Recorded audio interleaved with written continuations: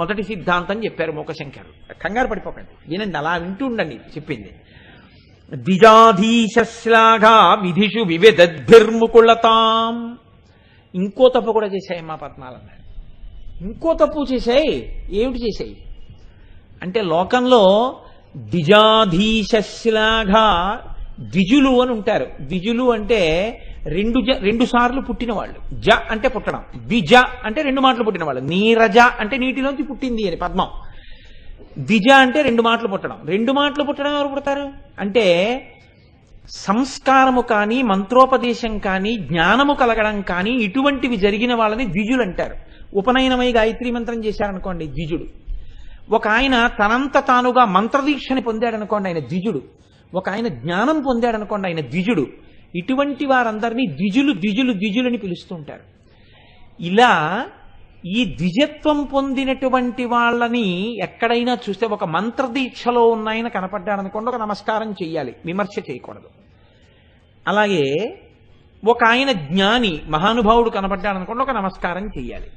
లేదు, ఒక గాయత్రీ మంత్రం చేసుకుంటూ గురువుల దగ్గర సంస్కారం పొంది ఉపనయనం చేసుకున్నటువంటి వాడు కనపడ్డాడనుకోండి ఆయన్ని ఆదరించాలి.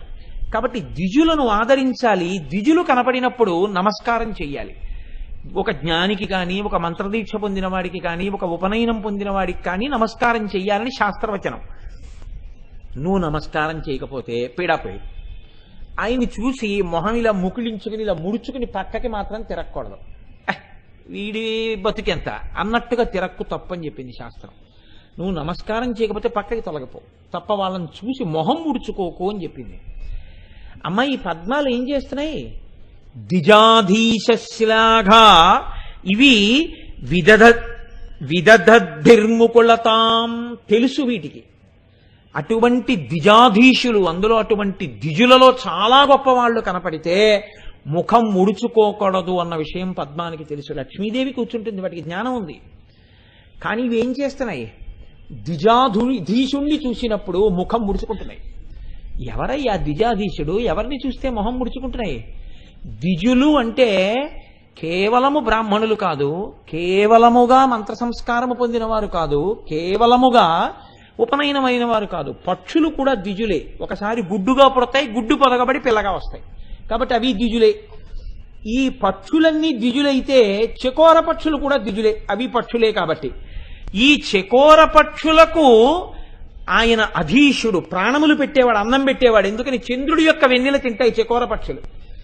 చంద్రుడి యొక్క వెన్నెల తిని బతికేటటువంటి చకోర పక్షులకు నాయకుడైనటువంటి ద్విజాధీశుడైన చంద్రుణ్ణి చూసేటప్పటికే ఈ పద్మాలు ముఖాలు ముడుచుకుంటున్నాయి. అంటే రాత్రి అయితే అవి ముడుచుకుపోతుంటాయి. కాబట్టి మరి ద్విజాధీశుల్ని చూసి ముఖం ముడుచుకోవడం పాపం కదమ్మా ధర్మశాస్త్రం ప్రకారం. ఓ నమస్కారం చెయ్యవు, ముఖం ప్రసన్నంగా ఇలా విచ్చుకోదు, సంతోషంగా ఉండవు, ఓ వినయం లేదు, ఓ విధేయత లేదు. కాబట్టి ఇది మహాపాపం కదా అమ్మా. కాబట్టి ఇటువంటి మహాపాపం చేస్తున్నాయి. కాబట్టి ఇంత పాపం చేసిన వాటిని నీ పాదముల దగ్గరికి ఎలా రాణిస్తావు? అందుకే నీ పాదములు ఈ పద్మములను తిరస్కరిస్తూ ఉంటాయి. ఎప్పుడు అసలు పద్మాలతో నా పాదములకు పోలిక వేయకండి అని చెప్పి తీసేస్తుంటాం. కాబట్టి రెండో పాపం ఉందా లేదా పద్మాలకి? ఉంది. మొదటి పాపం ఏది గోపి గారు? మొదటి పాపం ఏది పద్మములు చేసింది? లేమండి, చెప్పండి, ఏ పాపం చేశాయి పద్మాలు? మొదటి పాపం ప్రకృతి మలినై షట్పదకులై, నల్ల తుమ్మెదల్ని దగ్గరికి రానిచ్చాయి. పాపమున్న వాటి సంసర్గము కూడా పాపమే, పాపులతో స్నేహం చేయడం కూడా పాపమే. రెండో దోషం ఏం చేశాయి డాక్టర్ గారు? ద్విజాధీశ్లాఘా, ద్విజులకు నాయకుడైనటువంటి చంద్రుణ్ణి చూసి ముఖం ముడుచుకున్నాయి. కాబట్టి రెండు తప్పులు చేశాయి. ఇంకా ఏమైనా చేశాయా చెప్తున్నారు మూకశంకర్లు. మళ్ళీ అడుగుతా మొదటి నుంచి డాక్టర్ గారు, గుర్తుపెట్టుకోండి. రజోమిశ్రై పద్మై, అమ్మా పద్మములకు రజస్సుంది అన్నారు. వాటికి రజోదర్శనం అవుతోందమ్మా అన్నారు. రజోదర్శనం అయితే అటువంటి వారిని ముట్టుకోవడం అనేటటువంటిది చెయ్యకూడదు అని శాస్త్రవచనం. బ్రహ్మహత్యా పాతకంలో పావు వంతుంటుంది అని. కాబట్టి ముట్టుకోకూడదు అని. పద్మములకు రజోదర్శనం ఉందమ్మా అన్నారు. రజోదర్శనము అంటే పద్మములకు రజోదర్శనం ఎలా ఉంటుంది? వాటికి కేసరములు ఉన్నాయి, కేసరములలోంచి పుప్పుడి పడుతూ ఉంటుంది. ఆ పుప్పుడి పడడమే రజోదర్శనం. కాబట్టి రజోదర్శనం ఉన్నటువంటి పద్మాలు ఇంత పవిత్రమైన పాదాలను ఎలా ముట్టుకుంటాయి? ముట్టుకోకూడదు. కాబట్టి వాటిని దూరంగా పెడుతుంటావు. మీరు ముట్టుకోకూడదు, మీరు నమస్కారం చేయకూడదు. అలా ముట్టుకుని దూరం నుంచి దూరంగా తోసేస్తుంటావు నన్ను. ఇది కారణం కాదు. రజోమిశ్రై, అవి రజోగుణంతో ఉంటాయి. రజోగుణం అంటే ఎప్పుడూ తొందర, ఎప్పుడూ పరుగు, ఎప్పుడూ కోపం, ఎప్పుడూ ఆశ, ఎప్పుడూ కోరిక, ఎప్పుడూ ఏదో అల్లరి, ఎప్పుడూ ఉద్వేగం. ఇలా పరిగెత్తేవాడు ఎవడుంటాడో వాటిని రజోగుణం అంటారు. తొందరగా విచ్చుకోవడం, తొందరగా ముడుచుకుపోవడం. ఏమిటమ్మా పద్మాలకు ఆ లక్షణాలు? కాబట్టి రజోమిశ్రై పద్మై, ఇదిగో అలాంటి లక్షణం రజోగుణం ఉంది, రజో దర్శనం ఉంది. అందుకే నీ పాదములను దగ్గరికి రానివ్వవు. ఏం డాక్టర్ గారు? కాబట్టి ఈ 3 కారణముల చేత అమ్మవారు పద్మములను తన పాదముల దగ్గరికి రానివ్వదు. ఎవరు రానివ్వట్లేదు చెప్పారా లేదా మూకశంకర్లో? ఆ శ్లోకంలో ఎక్కడైనా ఎవరు రానివ్వట్లేదు అమ్మ పాదముల దగ్గరికి చెప్పారా? చెప్పారు. ఎక్కడ చెప్పారు? విషమశరవైరి ప్రియతమే. విషమశరవైరి అంటే పువ్వులను బాణములుగా చేసుకుని అవతల్ల వారిని బాధించేటటువంటి లక్షణం ఉన్న మన్మధుని యొక్క శత్రువైనటువంటి పరమశివుని యొక్క ప్రియురాలైనటువంటి అమ్మవారు. కాబట్టి ఎవరు? లలితాదేవిని మీరు అనుకుంటే అందులో పెద్ద దోషమేం లేదు. కాబట్టి అమ్మవారే పద్మములను తన పాదముల వద్దకు రానివ్వడం లేదు. ఇది పద్మములు చేసినటువంటి పాపము అని మూకశంకరులు నిర్ధారణ చేశారు. నిర్ధారణ చేసి అమ్మ ఈ కారణం చేత నీవు పద్మములను నీ పాదముల దగ్గరకు రానివ్వవు అని చెప్తున్నారు. అమ్మ వినేటప్పుడు చక్కగా వినండి. ఎందుకని పుస్తకాలు రిఫర్ చేస్తూ క్లాస్ రూమ్ స్టూడెంట్ లాగా చక్కగా వినండి. కాబట్టి రజోమిశ్రై పద్మై ఈ కారణముల చేత అంగీకరింపబడదు. కానీ ఈ శ్లోకంలో ఉండేటటువంటి గమ్మత్తు ఏమిటో తెలుసా అండి? ఇది అమ్మవారి పాదములు పట్టుకోవడానికి ఆలంబనమై ఉంటుంది. అందుకే మూకశంకరులు ఈ శ్లోకం చెయ్యడం వెనక రహస్యం ఏమిటో తెలుసా అండి? మీ మనసుని బాగా అక్కడ నిలబెట్టే ప్రయత్నం చేయడం. వసిన్యాది దేవతలు ఒక్క మాట చెప్పి వదిలిపెట్టేశారు. ఎందుకని? వాళ్ళు ఆ మాట చెప్పేటప్పుడు పదద్వజ ప్రభాజాల పరాకృత సరోరుహ అని వదిలేశారు. కానీ ఆ కాంతి తిరస్కరించి అమ్మవారు మీకు చేస్తున్న ఉపకారం ఏమిటి? మీ మనసుని పట్టుకోవాలి. అప్పుడే నేను మొట్టమొదట్లో చెప్పిన ప్రయోజనం నెరవేరుతుంది. ఎప్పుడూ స్వేచ్ఛగా తిరిగే మనస్సు అమ్మవారి పాదములను పట్టుకోవడంలో కృతకృత్యురాలవుతుంది. ఇప్పుడు మీకు తెలిసో తెలియకో ఒక కొత్త సిద్ధాంతం ఒకటి మీ మనసులోకి వచ్చింది. ఏమని? ఓహో, ఈ కారణముల చేత అమ్మవారు పద్మములను తన పాదముల దగ్గరికి రావడాన్ని అంగీకరించదు. ఏమిటవి చేసిన తప్పులు? అవి పాపులతో తిరుగుతుంటాయి. 2, అవి ద్విజాధీశులను శ్లాఘించలేదు, ముఖం ముడుచుకున్నాయి. అదేమిటండి పాపం, సాయంకాలం అయ్యేటప్పటికి ముడుచుకోవడం వాడి ధర్మం, అదంతా అనవసరమయ్యా. చంద్రుడు కనబడితే ముగిలించుకున్నాయా లేదా? అంతే దోషం. 3, రజోమిశ్రై, వాటికి రజో సంపర్కం ఉంది, రజోగుణం ఉంది, అందుకే అమ్మవారు రానివ్వలేదు. విషమశరవైరి ప్రియతమే, మన్మధుని యొక్క శత్రువైన పరమశివుని యొక్క ఇల్లాలైన పార్వతీదేవి నీవు రానివ్వలేదు. ఇదే శ్లోకం అలాగే నిర్ధారణ చేసి మీరు అట్టే పెట్టేశారనుకోండి, ఇప్పుడు ఏమైపోతుందంటే ఒక పెద్ద ఇబ్బంది వస్తుంది. ఎక్కడి నుంచి వస్తుందో ఆ ఇబ్బంది నేను చెప్తాను చూడండి. మీరు కింద నుంచి పైకి రండి. ఇప్పుడు ఆ శ్లోకంలో ఆవిడ ఎవరు? విషమశర వైరి ప్రియతమే. ఆవిడ మన్మధుని యొక్క శత్రువైన పరమశివుడికి ఇల్లాలు.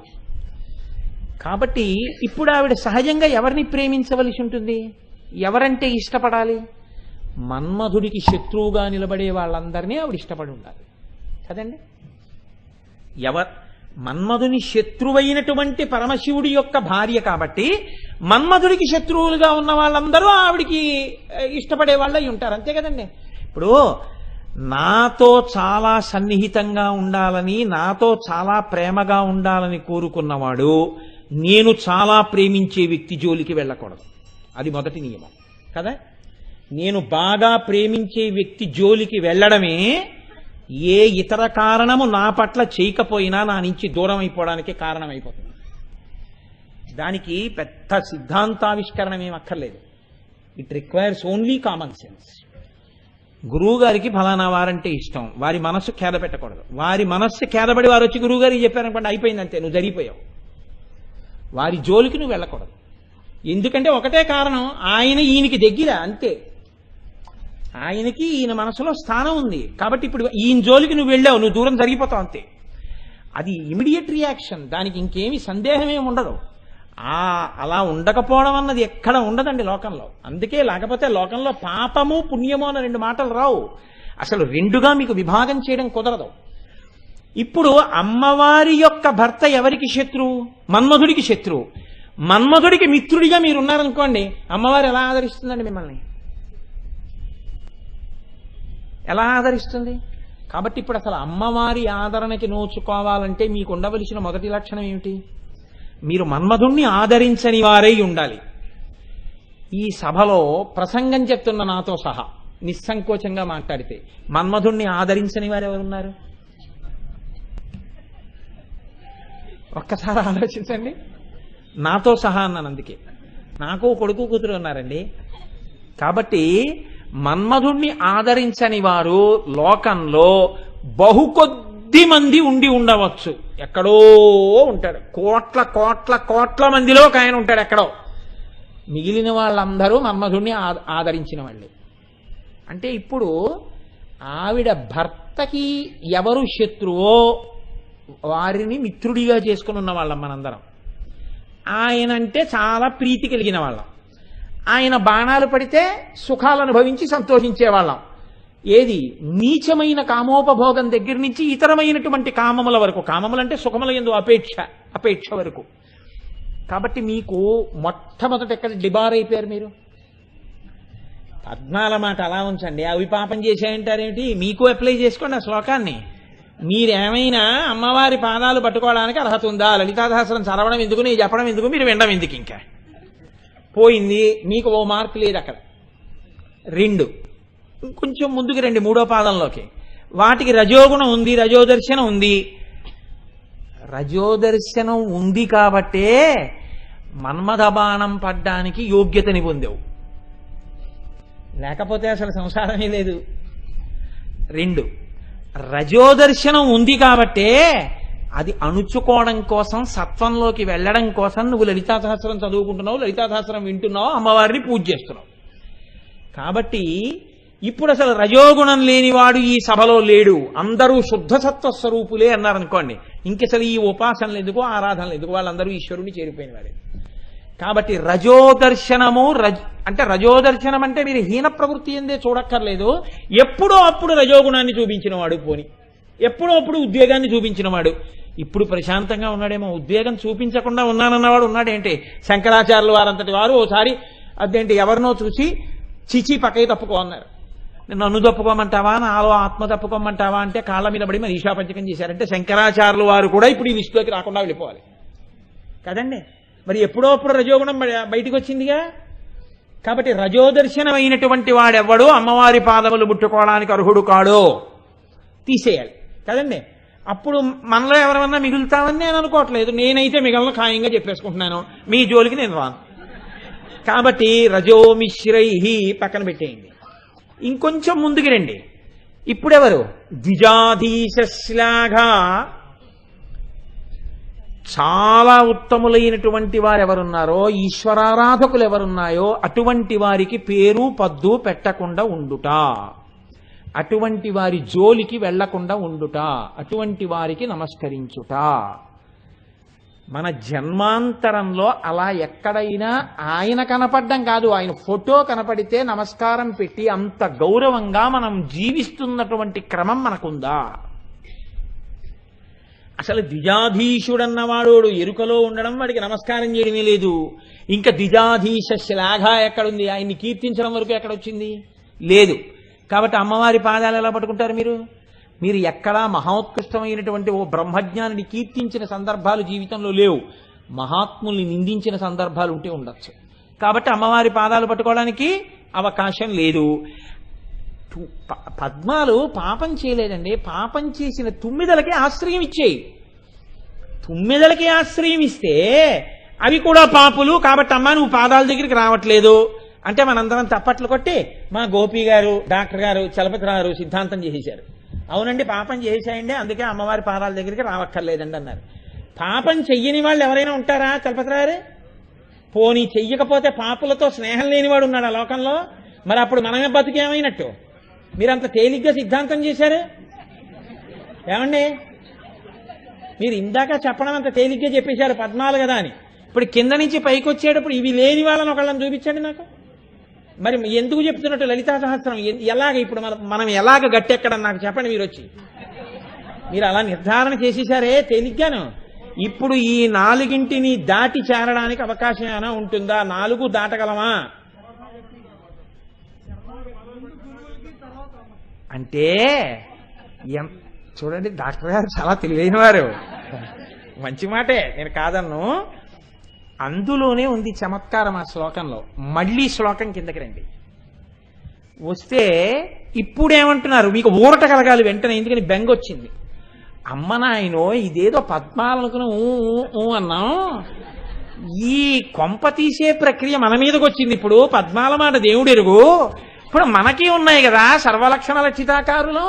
ఇప్పుడు మన బతుకు ఏమిటి అమ్మవారి విషయంలో? ఫోన్లేండి ఇప్పటివరకు అయిందైతే అయిపోయింది. అమ్మవారి పాదాలు పట్టుకోండి ఏం పర్వాలేదన్నారు మా డాక్టర్ గారు. సరే డాక్టర్ గారు పట్టుకోవడానికి అవకాశం ఇచ్చేసాం. ఆ తర్వాత ఎప్పుడు ఈ 4 చేయకుండా ఉంటారా? లేవండి డాక్టర్ గారు, సాధ్యం కాదు అంటే మీరు సాధ్యం కాదు నేను ఈ 4ంటితోటి ఉంటానని చెప్పినా అమ్మవారు అంగీకరించి మిమ్మల్ని తీసుకోవాల్సింది. చూడండి గడుస్తాను.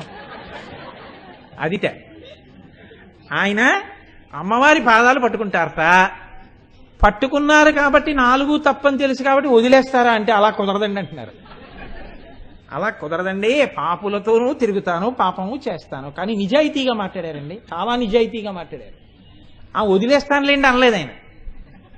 పాపులతోనన్నా తిరుగుతాను, పాపమన్నా చేస్తాను. రజోగుణం ఎప్పుడో అప్పుడు పైకి వస్తూనే ఉంటుంది.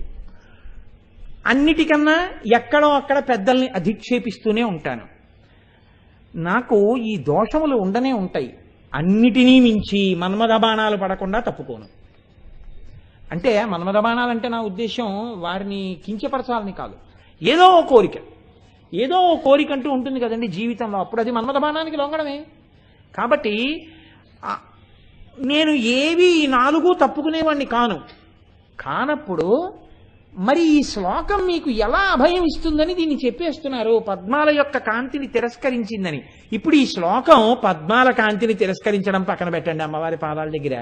మీకు ఊరట ఎలా ఇస్తుంది ఈ శ్లోకం అంటే దీన్ని మళ్ళీ వ్యతిరేక కోణంలో రమ్మన్నారు. కింద నుంచి పైకి ఎలా రావాలి అంటే సమర్థతా కోణంలోకి రండి. లోకంలో సూర్యభగవానుడు ఉన్నాడు. లేదా సూర్యభగవానుడి వరకు ఎందుకండి, మీకు నేను ఒక తేలిక మాట చెప్తాను. ఒక స్కిన్ డాక్టర్ గారు ఉన్నారు, డెర్మటాలజిస్ట్ అంటారు కదా, చర్మ వ్యాధులు చూసేటటువంటి డాక్టర్ గారు. చర్మ వ్యాధులు చూసేటటువంటి డాక్టర్ గారికి కురుపులన్నా, దురదలన్నా, పుళ్ళన్నా, చీమన్నా, నెత్తురన్నా, గోక్కోవడమన్నా పరమాసహ్యం అనుకోండి. ఆ డాక్టర్ గారు ఎందుకైనా పనికొస్తాడండి. ఇంకా ఆయన ఎందుకో పనికిరాడు. ఉత్తినే లోపలికి వెళ్ళి కూర్చుని బయట షట్టర్ వేసేయాలి. ఆయన మళ్ళీ బయటికి వెళ్ళేటప్పుడు ఎవడో లేకుండా చూడండి అని కారెక్కి వెళ్ళిపోవాలంతే. డెర్మటాలజిస్ట్ అంటే ఏంటి? డెర్మటాలజిస్ట్ అంటే ఇలాంటి జబ్బులన్నీ చూసి తగ్గేట్టు చేసేవాడని గుర్తు కదండి. కాబట్టి ఇప్పుడు మీరు ఆయన దగ్గరికి వెళ్ళిపోగానే ఉత్తర క్షణం మీకున్న గజ్జి పోతుందని కాదు, మీకున్న పుళ్ళు పోతాయని కాదు, మీకున్నటువంటి చర్మానికి పట్టిన దురదరోగం పోతుందని కాదు. వెళ్ళి ముందు నిస్సంకోచంగా చెప్పాలి డాక్టర్ గారికి, డాక్టర్ గారు నాకు గజ్జి విపరీతంగా వచ్చిందండి చెప్పాలి. దాయకూడదు. అక్కడ దాకా వెళ్ళి మొహమాట పడిపోయి డాక్టర్ గారు చెప్పలేకపోతున్నాను, ఫోన్ లేదు వెళ్ళిపోతాను, వెళ్ళిపోతే ఎప్పటికీ తగ్గదు. చెప్పియాలి. ఎక్కడొచ్చింది చెప్పాలి, చూపించాలి. డాక్టర్ గారు చూసి ముట్టుకున్న ఆయన చేతులు కడిగేసుకుంటారు సబ్బుతోటి. నీకు ఇదిగోనయా అస్తమానం చెయ్యి ఇలా అండంలో చెమట పట్టేసి ఈ జాయింట్లో వచ్చేసింది, చూసావా, ఇక్కడ వచ్చింది, ఇక్కడ వచ్చింది. మోకాళ్ళు మడుస్తావు కదా, ఇదిగో ఇక్కడ వచ్చింది. ఎక్కడ చెమట ఎక్కువ పడుతోందో అక్కడ ఏర్పడుతోంది. కాబట్టి నువ్వు ఈ మందులు ఒక 15 రోజులు వాడి కనపడన్నారు. 15 రోజులు వాడి కనపడేటప్పుడు మీరు గుర్తుపెట్టుకోండి, డాక్టర్ గారి దర్శనం చెయ్యగానే మీకు గజ్జిపోదు. వెంటనే ఇలా డాక్టర్ గారి దగ్గరికి వెళ్ళి దర్శనం చేసుకుని బయటకు వస్తే పోతుంది ఏమిటి? పోదు. మీరు ముందో టాబ్లెట్ వేసుకుంటారు, 2 రోజులు వేసుకున్నారు, 3 రోజులు వేసుకున్నారు, 4 రోజులు వేసుకున్నారు, 5 రోజులు వేసుకున్నారు, కొద్దిగా తగ్గుముఖం పడుతోంది, మళ్ళీ వెళ్ళారు. ఇప్పుడు 3 పూటలు వేసుకోకయా, రోజుకి 2 వేసుకో చాలన్నారు. 2 వేసుకుని ఆ తర్వాత వెళ్ళి డాక్టర్ గారు కడుపులో గుడగొళ్ళ ఆడిపోతోందండి అన్నారు. ఆ గుడగొడ తగ్గుతుంది కానీ 2 మాత్రలు మానకు అని మళ్ళీ గుడగొడ తగ్గడానికి కూడా 3 మంది ఇచ్చారు. ఆఖరికి మీరు 3 నెలలు మందులు వాడిన తర్వాత మీకు తగ్గింది కదండి. తప్ప డాక్టర్ గారు దర్శనం చేస్తే గజ్జిపోతుంది ఏంటి? డెర్మటాలజిస్ట్ దగ్గరికి వెళ్తే పోదు. డెర్మటాలజిస్ట్కి మీ చర్మ వ్యాధులు చూసి అసహించుకోవచ్చు ఏంటి? అసహించుకోకూడదు. ఈ 2 కలిసే ఉంటాయి అక్కడ. మీరు ఈ 2 కలిసి ఉంటేనే మీకు ప్రయోజనం. ఈ 2 లేవనుకోండి, ఆయన డాక్టర్ అయినా మీరు పేషెంట్ అయినా మీ జబ్బు పోదు, ఆయన డాక్టర్ అయ్యడం వల్ల ఉపయోగం ఉండదు. ఈ 2 కలిస్తేనే ఉపయోగం. అమ్మా, అసలు నువ్వు ఉన్నది ఎందుకు? ఈ 4 ఉన్న పాపులు ఉన్నారు కాబట్టి పాపం తీయడానికి. ఈ 4 ఉన్న వాళ్ళని రానివ్వనంటే ఇక నువ్వు ఉన్నాడు ఎందుకు, మేము పాపాలు చేయడం ఎందుకు? నువ్వు డెర్మటాలజిస్టు, మేము స్కిన్ పేషెంట్. కాబట్టి మేము నీ దగ్గరికి వస్తాం క్రమక్రమంగా తగ్గించి. ఇవి వదలలేము, చెయ్యకుండా ఉండలేనన్నది ఇది బలహీనత. కానీ చెయ్యకుండా ఉందామన్న కోరిక మాత్రం ఉంది లోపల. ఇవి బాగా తగ్గించేసి ఎప్పుడైనా తప్పక నేను ఏదైనా చెయ్యవలసి వస్తే నీ ఆరాధనగా చేసేట్టు అనుగ్రహించు. పులిహార తినాలనుంది, పులిహార తినడం అంటే మన్మథబాణానికి లొంగిపోవడం అయిపోతుంది కాబట్టి నేను పులిహార తినని భీష్మించక్కర్లేదు. ఇవాళ శనివారం వెంకటేశ్వరుడికి నైవేద్యం పెట్టి ప్రసాదం తీసుకుంటాననుకో, ఇప్పుడు దృష్టికోణం మారుతోంది. ఇప్పుడు కోరికుంటే తప్పొచ్చిందా? తప్పు లేదు, వైదికం చేయడం వచ్చింది, వేదము అంగీకరించిన పద్ధతిలోకి వెళ్ళడం వచ్చింది.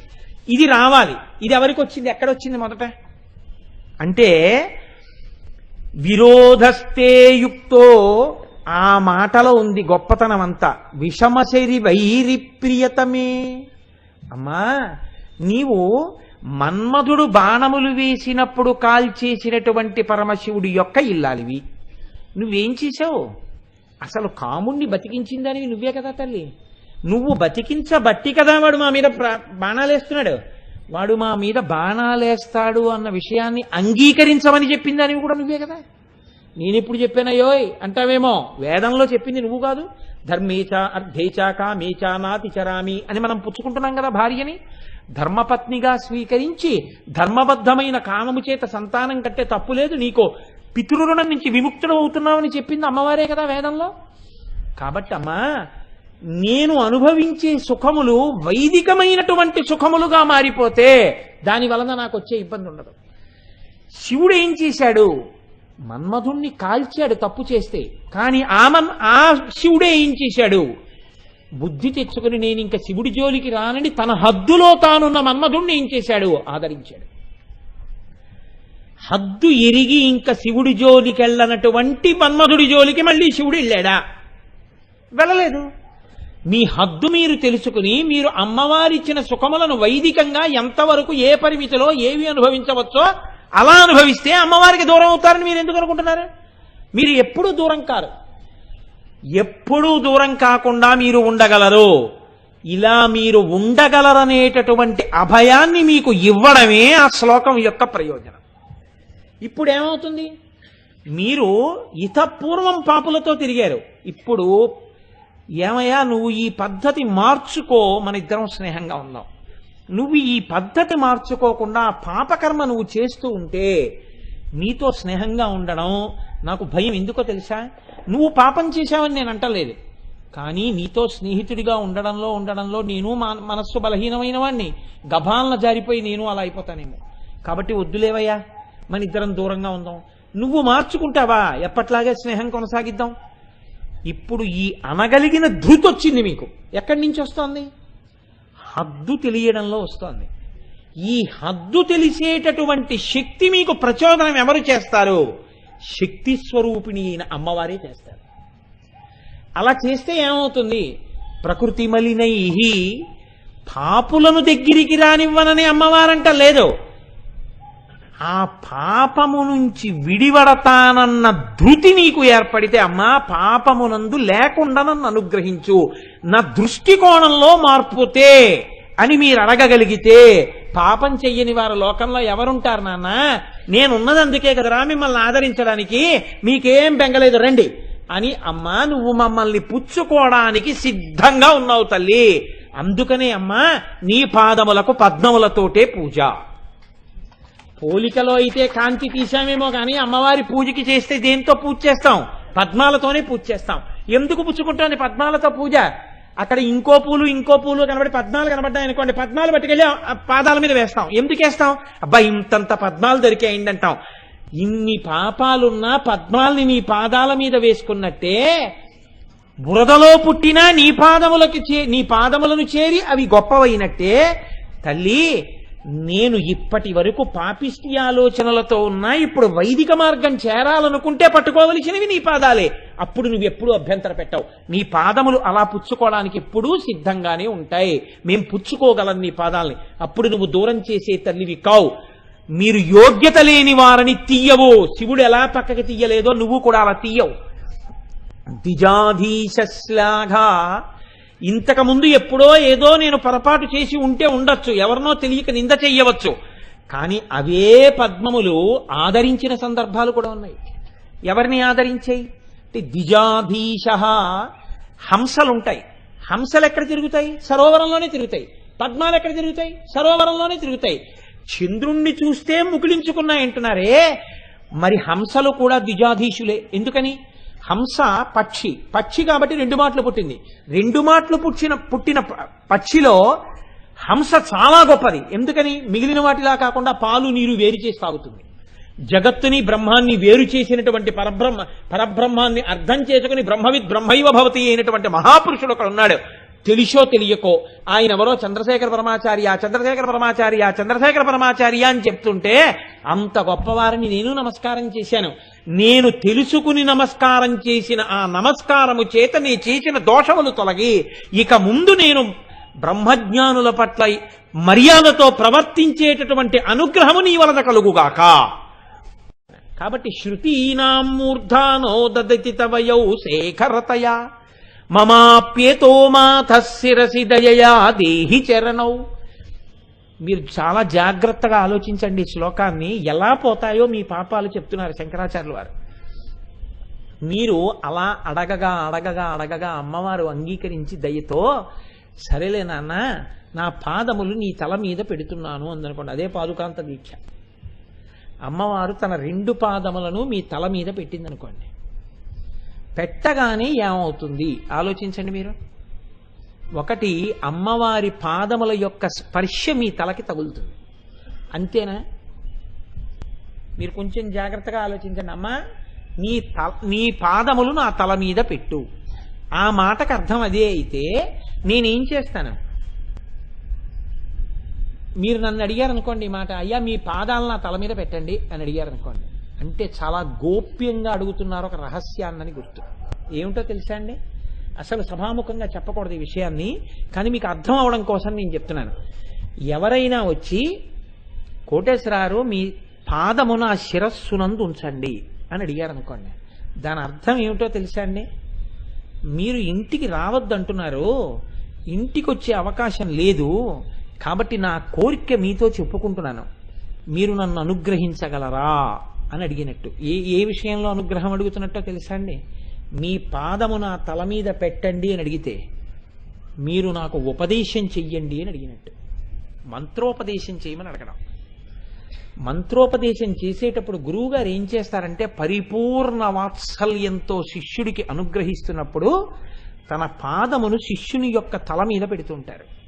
పెడితే ఏమవుతుందంటే శిష్యునకు ఉన్నటువంటి పాపరాశి ధ్వంసం అవుతుంది గురు పాద స్పర్శ చేత. అంత శక్తివంతమై ఉంటుంది. పాపములను తొలగతోయగలిగినటువంటి శక్తి గురు పాదములకు ఉంటుంది. అందుకే గురు పాదుకలకి పూజ ఉంటుంది. గురు పాదుకలకు పూజ అందుకే వచ్చింది. అసలు శాస్త్రంలో పెద్ద రహస్యం అది. అందుకే గురు పాదాలకి నమస్కారం. కాబట్టి ఇప్పుడు శంకరాచార్యుల వారు ఏమడుగుతున్నారు? అమ్మా నీ పాదాలు నా తల మీద పెట్టు.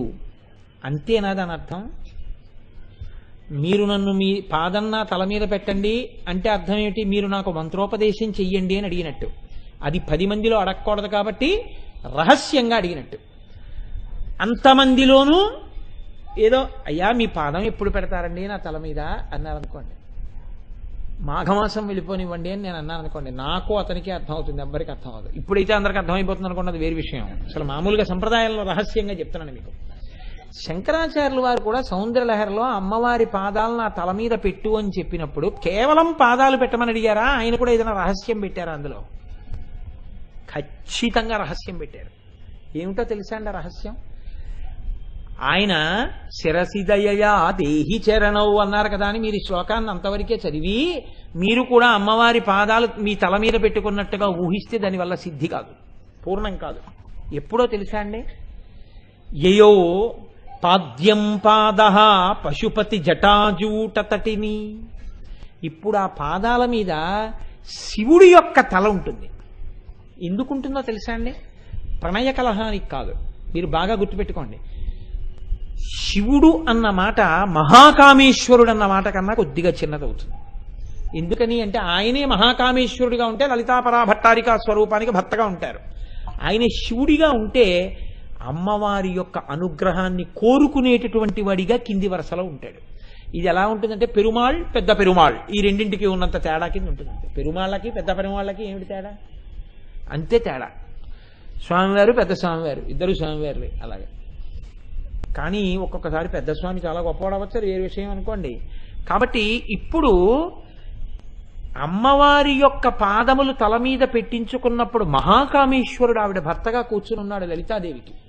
శివుడు ఆవిడ పాదముల మీద తల పెట్టాడు. ఎందుకు పెట్టాడు అంటే అమ్మవారి పాదములు కడగాలి. పాదయో పాద్యం సమర్పయామి శుద్ధ ఆచమనీయం సమర్పయామి అనాలి. ఇప్పుడు శివుడుట కొత్త నీళ్లు తేలేదుట. ఎందుకు తేడు? ఎందుకంటే మనం అంటే గంగ తాం కాబట్టి నీళ్లు తెస్తాం. నీళ్లు తెచ్చి మనం ఏమంటామంటే ఇవి నీళ్లు కావు గంగ అంటాం. అదేంటా నువ్వు మీ ఇంట్లో నూతిలో నీళ్లు తీసుకొచ్చి గంగ ఎలా అవుతాయా అంటే గంగే యమునే చైవ గోదావరి సరస్వతి నర్మదే సింధు కావేర్యౌ జలేస్మిన్ సన్నిధిం కురు. ఆ నదులన్నీ ఈ నీటిలో ప్రవేశిస్తున్నాయి అని శాబ్దికంగా మంత్రంతో పిలుస్తున్నారు. ఇప్పుడు ఆ నీటికి ఆ శక్తి వచ్చింది. అందుకని ఇప్పుడు ఈ నీటితో ఏం చేస్తున్నారంటే ఇప్పుడు దాన్ని ఏదో దురితక్షయకారకాహ కలశోదకేన దేవం ఆత్మానం పూజాద్రవ్యానికి సంప్రోక్ష్య. ఆ మూర్తిని తయారు చేసినప్పుడు ఏదైనా దోషంతో చేసి ఉండొచ్చు, చేతులు సరిగ్గా ఉండకుండా చేసి ఉండొచ్చు. అందుకని దానికి శుద్ధి, పదార్థ శుద్ధి, పూజా సామాగ్రి శుద్ధి, నేను శుద్ధి, ఈ నీళ్లు చల్లుకుంటున్నారు. శివుడు కూడా అమ్మవారికి పూజ చేసేటప్పుడు కొత్త నీళ్లు తేడు. ఎందుకు తేడు? మీరంటే తెచ్చుకున్న నీళ్లు గంగ చేస్తున్నారు. శివుడికి గంగే తలలో ఉంది కాబట్టి ఇప్పుడు ఆయన తల వంచి అమ్మవారి పాదముల మీద తల పెట్టుంచుతాడు. ఇప్పుడు ఆయన తలలోంచి ఏది జాలువారి పడుతుంటుంది? గంగ పడుతుంటుంది. గంగ పడుతున్నప్పుడు ఒక్క అమ్మవారి పాదముల మీద పడి మీ తల మీద పడకుండా ఆగుతుందా? ఆలోచించండి, ఆగదు. అమ్మవారి పరమశివుడి యొక్క జటాజూటంలోంచి జారి అమ్మవారి పాదములు కడిగి మీ తల మీద పడి ఈ పక్క నుంచి ఇలా జాలువారుతుంది. ఇప్పుడు అది అమృతం కదండి. అయిపోయిందా అక్కడతో? ఆ నీళ్లు ఎర్రగా ఉంటాయి, అమ్మవారి పాదాల నుంచి వచ్చేవి. ఎందుకుంటాయి ఎర్రగా? చెప్తున్నారు శంకరాచార్యుల వారి రహస్యాన్ని. అరుణహరి చూడామణి రుచి. శ్రీ మహావిష్ణువు యయోహో లక్ష్మాలక్ష్మి. ఆయన ఎర్రటి వజ్రం తన కిరీటంలో ఉంటుంది. అమ్మవారి పాదములను చూడగానే గభాలన ఇలా తల వంచి నమస్కరిస్తాడు. ఇలా తల వంచి నమస్కరించినప్పుడు ఆ కిరీటములో ఉన్నటువంటి మణి కాంతి ఎర్రగా ఆవిడ పాదముల మీదున్న పదార్థాన్ని అనులేపనాన్ని ఎర్రగా మార్చినట్టు లత్తుకగా మారిపోతున్నది. అది అసలు లత్తుక. ఇప్పుడు ఈ లత్తుక ఏమైపోయిందిట? నీరు తగిలేటప్పటికి ఎర్ర నీరుగా మారిపోయింది. శివుడి తలలో ఉన్న గంగతోటి శ్రీ మహావిష్ణువు యొక్క ఎర్రటి కిరీటపు మణుల కాంతులు కలిస్తే ఎర్రటి నీటిగా కింద పడుతోందిట ఆ వజ్రముల యొక్క కాంతిలో. అది లాక్షారసం అయిందంటే లత్తుక రసం అయింది. అయి ఇప్పుడు ఎర్రటి నీళ్లు ఇలా పడుతున్నాయి. అంతేనా? విష్ణువు నమస్కరించినప్పుడు భార్యాసహితుడై నమస్కరిస్తాడు. పెద్దలకి నమస్కరించేటప్పుడు ఒక్కడు చెయ్యడు, రావోయ్ అని ఇద్దరు కలిసి నమస్కారం చేస్తారు. యయౌ లాక్షాలక్ష్మి అండంలో రహస్యం అదే. లక్ష్మీ సహితుడై చేస్తున్నాడు. శివుడు గంగా సహితుడై చేస్తున్నాడు. గంగా సహితుడై ఎందుకు చేయాలి? అక్కడ చమత్కారం ఉంది. పార్వతీ సహితుడై చెయ్యొచ్చు కదండి అని మీరు అనొచ్చు. ఈయన పెద్ద స్థాయే కామేశ్వర స్థాయి కాబట్టి ఈయనే పెద్ద స్థాయిలో చెప్పినప్పుడు కామేశ్వరుడైనప్పుడు ఈయనే మళ్ళీ పార్వతీ సహితుడై నమస్కారం చేసి కింది స్థాయిలో ఈవిడ పై స్థాయిలో ఉన్న ఆవిడికి నమస్కారం చేసుకోవడం ఉండదు. ఒక దోష నివారణార్థం గంగాదేవితో చేస్తాట. ఎందుకు చేస్తాట? సరోషా గంగాయాం శంకరులు చెప్పారు శ్లోకంలో. పరమశివుడు ఇంత గొప్పవాడని సరస్వతీదేవి స్తోత్రం చేస్తుంటే మా ఆయనే అని ఇలా తొంగి చూసిందిట. ఏమిటి మీ ఆయన అందిట ఆవిడ. జటాజూటంలోకి వెళ్ళిపోయింది బెంగెట్టుకుని. మరి తప్పు చేసింది కదా అమ్మవారి పట్ల. నిన్న తప్పు చేసావు కదా, గబుక్కుని పైకి తొంగి చూసావు కదా, నేను భరించాను కాబట్టి భర్తను కానీ తాళి కట్టానే, అలా ఎందుకు చూసావు? రేపు నేను దండం పెట్టినప్పుడు నువ్వు దండం పెట్టి క్షమించేస్తుందన్నట్ట. అందుకని ఆవిడ్ని కూడా తీసుకొచ్చి కాళ్ళ మీద బారేశాడు ఇప్పుడు. కాబట్టి శివుడు గంగతో కలిసి కాళ్ళ మీద పడ్డాడు. అందుకని పార్వతీ సహితుడై కాదు గంగా సహితుడై అన్నారు. కారణం ఎంత చమత్కారంగా వస్తాయో చూడండి శంకరాచార్యుల వారి శ్లోకాలు. విష్ణువు లోకానికి మర్యాద నేర్పాలి. అందుకని యయౌ లాక్షాలక్ష్మి లక్ష్మీదేవితో కలిసి నమస్కారం చేస్తున్నాడు. ఏమండి మరి బ్రహ్మగారి గురించి చెప్పలేదు? నేను మా ఇంటికొచ్చిన పెద్దల ఎడల నమస్కారం చేసేటప్పుడు అంత త్వరగా మా ఆవిడ్ని కూడా తీసుకొచ్చి నమస్కారం చేయిస్తున్నానని చెప్తుంటే మా అబ్బాయి కూడా చేశాడని మీకు వేరే చెప్పాలేంటి? అంటే శ్రీమన్నారాయణుడే చేస్తున్నాడంటే ఆయన నాభికమలంలో పుట్టిన బ్రహ్మగారు కూడా చేసేస్తున్నారనే అర్థం. కాబట్టి ఇప్పుడు ఈ రెండు తలకాయలతో పాటు ఏ తలకాయ కూడా ఉంది అక్కడ? బ్రహ్మగారి తలకాయ కూడా ఉంది. బ్రహ్మగారి తలకాయ కూడా ఉందంటే పక్కన ఇంకో తలకాయ ఉంది, సరస్వతీదేవి తలకాయ కూడా ఉంది. ఇప్పుడు అమ్మవారి పాదాలు ఒక్కటి మీ తల మీద పెట్టుకుంటే ఎన్ని తలకాయలు మీ తలకాయ మీద ఉన్నాయి? బ్రహ్మ సరస్వతులవి, విష్ణు లక్ష్ములవి, శివ గంగలవి మీ పాదాల మీద మీ తల మీదే ఉన్నాయి. త్రిమూర్తుల యొక్క తలలు మీ తల మీద పడ్డాయి, మీ తల మీద ఉన్నాయి. ఆయన యొక్క కిరీటములోని కాంతులు లాక్షారసంగా మీ తల మీద పడుతున్నాయి. ఆయన జటాజూటంలో ఉన్న గంగ మీ తల మీద పడుతోంది. బ్రహ్మగారి యొక్క సరస్వతి కటాక్షం మీ తల మీద పడుతోంది. ముగ్గురమ్మలు ముగ్గురయ్యల యొక్క సృష్టి స్థితి లయకర్తల యొక్క అనుగ్రహం అమ్మవారి పాదాలు తల మీద పెట్టుకున్నంత మాత్రాన నీ శిరస్సు మీద పడి నీ శరీరం అంతా అమృతధారలలో అభిషేకింపబడినప్పుడు దాని యొక్క ఫలితము ఇదని నేను ఎలా చెప్పగలనా? చెప్పడం కుదరదు. కానీ ఇన్ని ఎలా జరుగుతాయని మాత్రం నేను చెప్పగలను. ఆవిడ పాదాలని తల మీద పెట్టుకుంటే జరుగుతాయి. ఇంత గొప్ప శక్తి ఉన్న పాదాలు పద్మాల కాంతితో సరిపోల్చి చెప్పడం కుదురుతుందా? కుదరదండి. దానికి అంత అనుమానం ఎందుకు? కాబట్టి పదద్వయ ప్రభాజాల పరాకృత సరోరుహ అమ్మవారి యొక్క పాదముల కాంతి ముందు ఆ కాంతిని చెప్పడం ఒక్కనాటికి కుదరదు, తిరస్కరింపబడినది. మీరు ఏమైనా అనుకోండి కానీ నా అంత పూర్ స్కోరర్ ఎవ్వరు ఉండరు. రోజు ఆశలావు పీక సన్నం. ఇవాళ 6 నామాలు చెప్పాలని వస్తాను, ఒక్క నామం వెళ్ళటలేదు నాకు. కాబట్టి మీరు అనుగ్రహించండి, 10 నిమిషాల్లో 2వ నామం చెప్పేస్తాను ఇవాళ ఏమైనా సరే. సింజానమణి మంజీరమండిత శ్రీపదాంబుజ. సింజానమణి మంజీరమండిత శ్రీపదాంబుజ అంటే అమ్మవారి పాదములకు ఉండేటటువంటి కింకిణులు, అంటే ఆవిడ పెట్టుకున్న మంజీరములకు ఉండేటటువంటి కింకిణుల యొక్క ధ్వని వినపడుతుంటుంది ఆవిడ నడుస్తుంటే.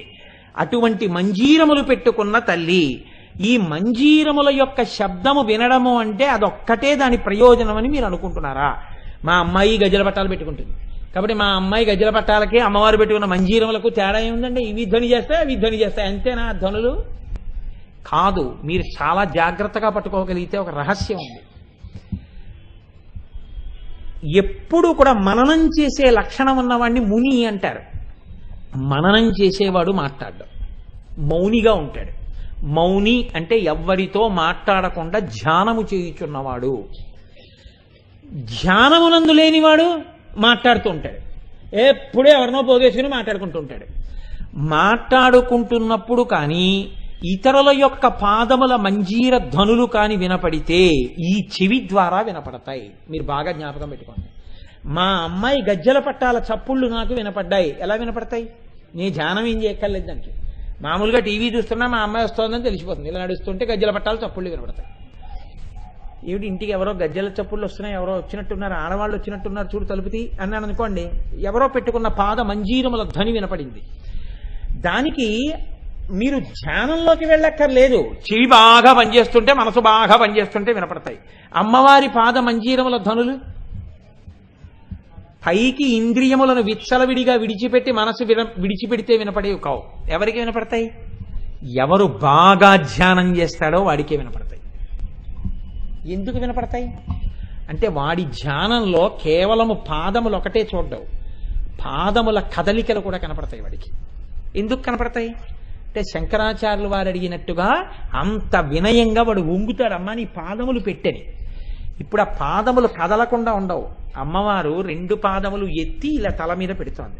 ఇప్పుడు ఆ మంజీరములు కదిలిన ధ్వని వచ్చింది.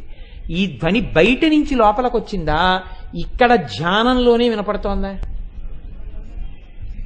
ఇప్పుడు ఆ ధ్వని వినపడినవాడు గొప్పవాడా, అది కేవలం వినపడ్డం గురించి ఆ నామం ఉందా అంటే ఆ ధ్వని ఎవడైనా విని ఉంటే జీవితంలో వాడు సర్వోత్కృష్టమైన స్థితిని పొందుతున్నాడని గుర్తు, వాడి జీవిత లక్ష్యాన్ని చేరిపోతున్నాడని గుర్తు. అంటే ధ్యానమునందు కదలికలను కూడా చూచుచున్నవాడు. మనకి అమ్మవారి పాదాలే ధ్యానంలో నిలబడవు. వాడికి ఏం వినపడుతున్నాయి?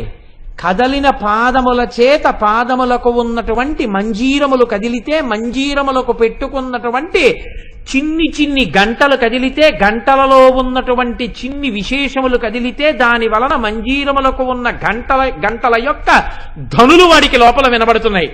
ఈ ధ్వనుల చేత పరవశిస్తున్నాడు, పాదముల చేత పరవశిస్తున్నాడు. ఇప్పుడు వాడికి ధ్వని వినపడుతోందంటే స్పర్శ కూడా తెలుస్తోంది పాదములది. స్పర్శ కూడా తెలుస్తోందంటే పాదములకు ఉన్నటువంటి సువాసనలు ముక్కుకి తెలుస్తున్నాయి. వాడికి సువాసనలు ముక్కుకి తెలుస్తున్నాయంటే వాడు తర్వాతది కూడా తెలుసుకుంటున్నాడు. ఏది తెలుసుకుంటున్నాడు? ఈ పాదములు తల మీద పెట్టుకున్న వాడి మీద అమ్మవారు ప్రేమతో చేతులు కూడా పెడుతోంది. చేతుల మీద కూడా పెడుతోంది కాబట్టి చేతులకున్న గాజులు కదులుతున్నాయి.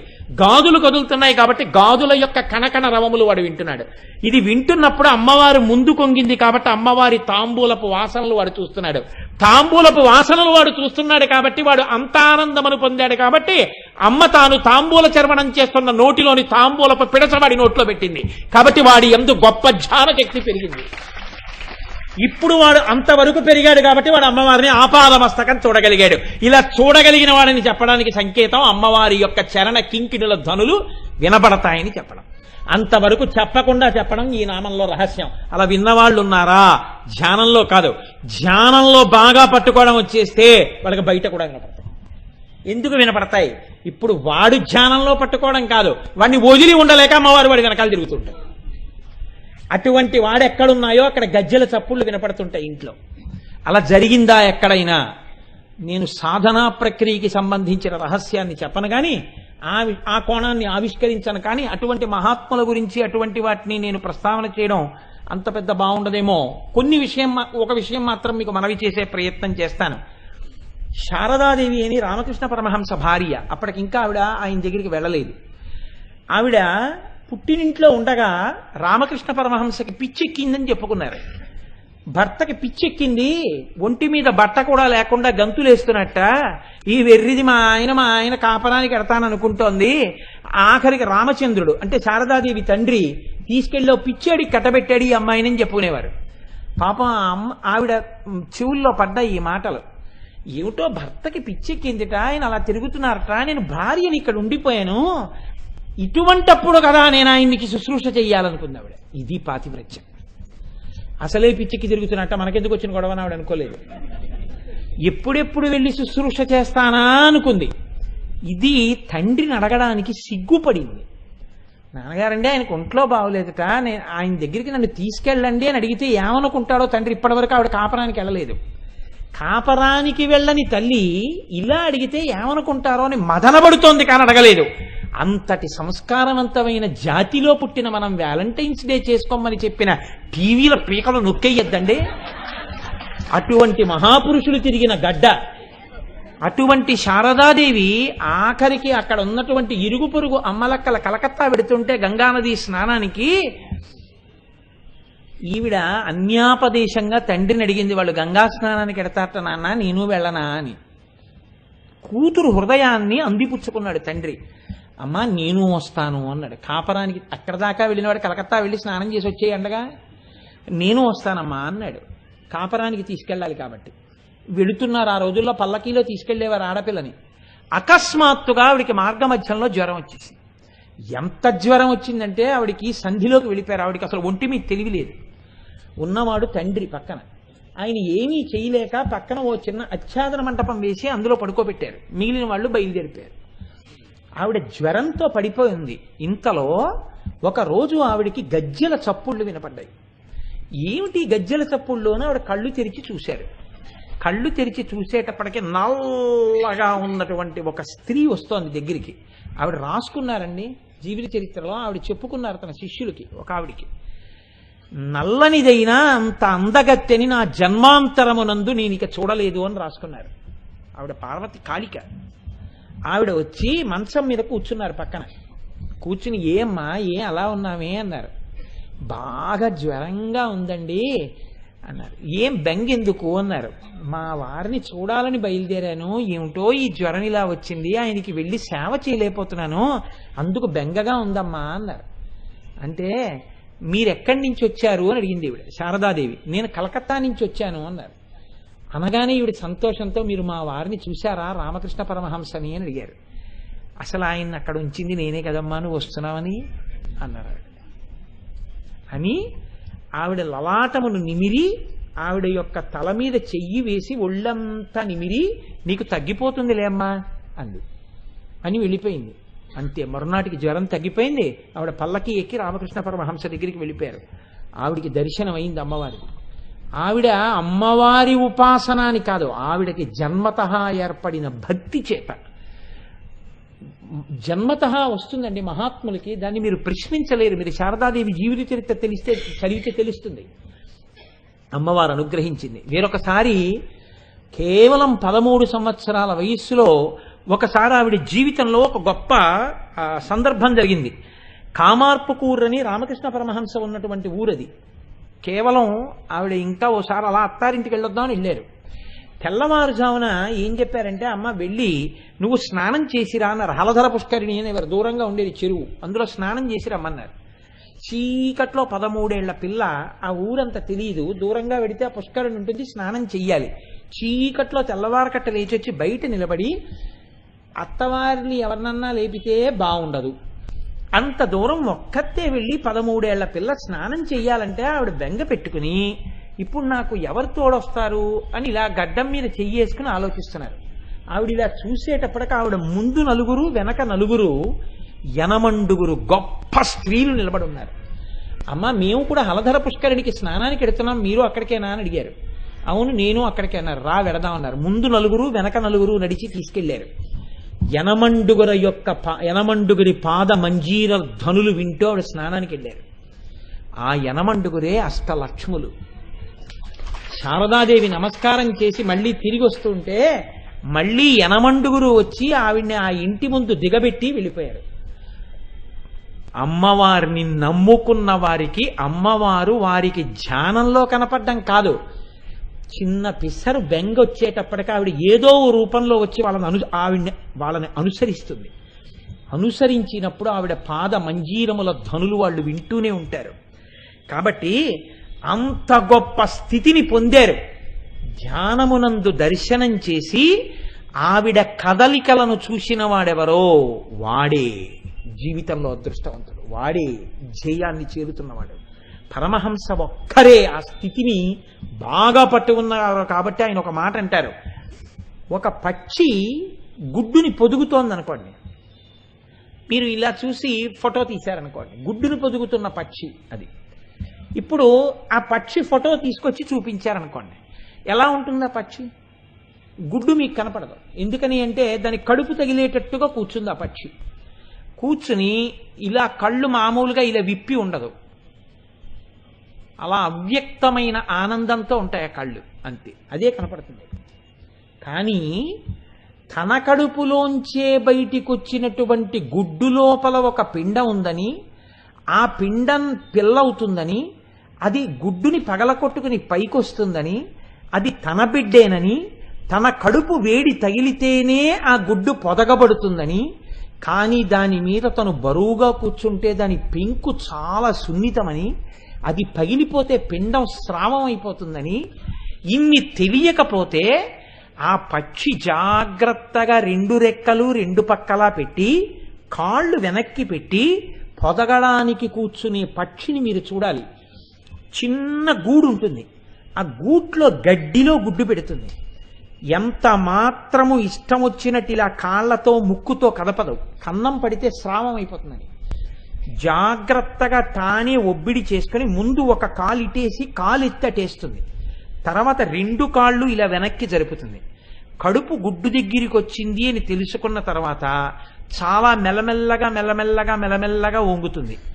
కడుపు గుడ్డుకి తగిలింది పెంకుకి అన్న తర్వాత ఇక నొక్కకుండా అలాగే కూర్చుంటుంది. 2 రెక్కలతో ఆచ్ఛాదిస్తుంది. తన కడుపుకి గుడ్డు తగులుతున్న విషయం ఎవ్వరికీ కనపడకుండా చూసుకుంటుంది. కానీ తన యొక్క కడుపు వేడి గుడ్డు పెంకుకి తగిలి లోపల ఉన్నటువంటి పదార్థము పిండంగా మారి ప్రాణం పోసుకుంటున్నటువంటి ఆ స్థితిని తన స్పర్శ చేత గ్రహించి తన బిడ్డ ప్రాణం పోసుకుంటోందని తెలుసుకున్న పక్షి ఆ పొందుతున్న గొప్ప ఆనందమే బరువుగా రెప్పలు పడుతున్నప్పుడు దాని కళ్ళల్లో కనపడుతుంటుంది తప్ప దాని యొక్క ఆనందము నీకు సమానముగా అర్థమైపోతుందా? అర్థమవదు. అమ్మవారి పాదములు కదిలినప్పుడు వచ్చేటటువంటి మంజీర ధ్వనులను ధ్యానమునందు వినేటటువంటి యోగి మనస్సు పొందుతున్నటువంటి గొప్ప ఆనందమును నువ్వు ఆయన కూర్చున్న స్థితిని చూసినంత మాత్రం చేత నువ్వు కూడా పట్టుకుని వినగలవా? నువ్వు వినలేవు. ఆ ధ్వనులు ఆయనకే తప్ప నీకు వినపడవు. బాహ్యంలో నా కూతురు నడిస్తే ఆ ధ్వని నాకు మీకు కూడా వినపడుతుంది. ధ్యానంలో మీకు వినపడిన ధ్వని మీకే తప్ప మీ పక్కనే నేను కూర్చున్నా నాకు వినపడదు. ఇది ధ్యానానికి సంబంధించిన గొప్ప రహస్యాన్ని చెప్పడం, ఈ మెట్లెక్కినటువంటి వాడి స్థాయిని చెప్పడం ఈ శ్లోకం యొక్క గొప్ప ప్రయోజనం. కాబట్టే మూకశంకరులు చెప్పినటువంటి ఒక్క మాట చెప్పేసి నేను ఈ నామాన్ని పూర్తి చేసేస్తాను. ఇవాళ అసలు నిజంగా ఆ నామం ఒక్కటి చాలా అద్భుతం. అలా పూర్తి చేస్తున్నందుకు నా మనసు బాధపడుతోంది, కానీ నేను 2 రన్స్ అయినా కొట్టానని ఇవాళ నా స్కోర్ చూపించాలి. కథం వాచాలోపి ప్రకటమణి మంజీర నినదైః సదైవానం దార్ధ్రాన్ విరచయతి వాచం యమజనాన్ ప్రకృత్యా తేషో నచ్చ విరపి చ కామాక్షి చరణో మనీషా నైర్మల్యం కథమివ నృణాం మాంసలయతే. అందులో అంటారు, అమ్మ మౌనముగా కూర్చుని ధ్యానం చేసేటటువంటి వ్యక్తికి వినపడుతున్నటువంటి ఈ మంజీర ధ్వనులు ఆయనని ఆకర్షించే ధ్వనులు కావు, ఆయన గుర్తుపట్టి సంతోషించే ధ్వనులు కావు, ఆయన తడిసిపోతున్న ధ్వనులు. ధ్వనికి తడిసిపోవడం ఉండదు, కానీ ఇవి ఆర్ద్ర అంటే అమ్మవారి యొక్క అనుగ్రహం అనేటటువంటి అమృతము చేత తడుస్తున్నాడు ఈ మంజీర ధ్వనులు విన్నవాడు. 2, ఎర్రటి వస్తువు తలలోకి ప్రవేశించినా తల మీద పెట్టుకున్నాడన్నా గుర్తు ఏమిటంటే రాగమునకు లోనయ్యాడని గుర్తు. ఎర్రటి వస్తువు లోపలికి వెళ్ళింది, బుర్రలో చేరింది అంటే అర్థం ఏమిటో తెలుసా అండి? రాగరంజితమైంది మనస్సరి, కోరికల చేత బంధింపబడుతోంది అని బాహ్యంగా చెప్తారు. ఎర్రగా ఉన్న అమ్మవారి పాదాలు నల్లటి తల మీద పెట్టుకుంటే వీడి యొక్క తమోగుణం పోయి వీడి తెల్లటి శుద్ధసత్వం వైపుకి వెళ్ళిపోతున్నాడని గుర్తు.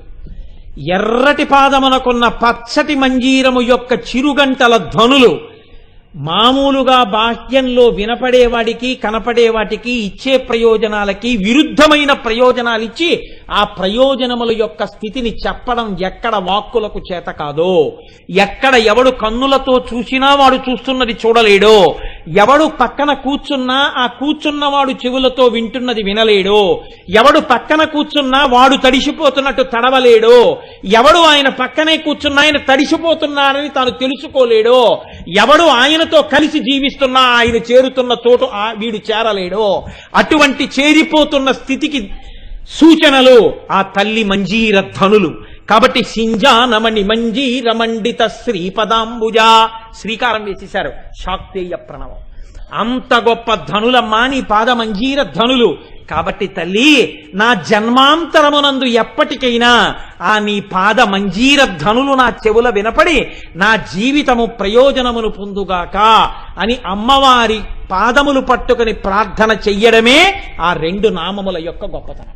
కాబట్టి పాపమును విరిచి ఆవిడ్ని చేరుకోవడమే మొదటి నామం యొక్క ప్రయోజనం. ఆవిడ దయ. 2 ధ్యానమునందు పొందేటటువంటి అమృత స్థితి.